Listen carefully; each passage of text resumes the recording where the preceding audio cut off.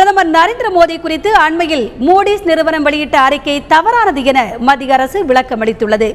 பாஜகவினரின் சர்ச்சைக்குரிய பேச்சை கட்டுப்படுத்த தவறினால் மோடி நம்பகத்தன்மையை இழந்து விடுவார் என மூடிஸ் நிறுவனம் அண்மையில் அறிக்கை வெளியிட்டிருந்த நிலையில் இதற்கு விளக்கமளித்துள்ள மத்திய அரசு, மூடிஸ் அனாலிட்டிகல்ஸ் நிறுவனத்தில் பணிபுரியும் இணை பொருளாதார ஆய்வாளர் ஃபராஸ் சையத் வெளியிட்டுள்ள அறிக்கை இது என்று தெரிவித்துள்ளது.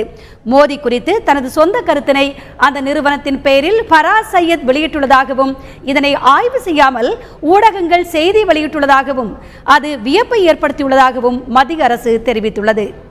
இதனிடையே இந்தியாவை எச்சரித்த ஆய்வறிக்கை முடிவுகள் தனிப்பட்ட நபரின் கருத்து அல்ல என்றும் அதில் கூறப்பட்ட விஷயங்கள் நம்பகத்தன்மை மிக்கதே என்றும் மூடிஸ் நிறுவனம் தமது நிலைப்பாட்டை உறுதியாக தெரிவித்துள்ளது. தொடர்ச்சியான பகுப்பாய்வுகளின் அடிப்படையில்தான் ஆய்வறிக்கை வெளியிடப்பட்டுள்ளது என்றும் அந்த நிறுவனம் விளக்கமளித்துள்ளது.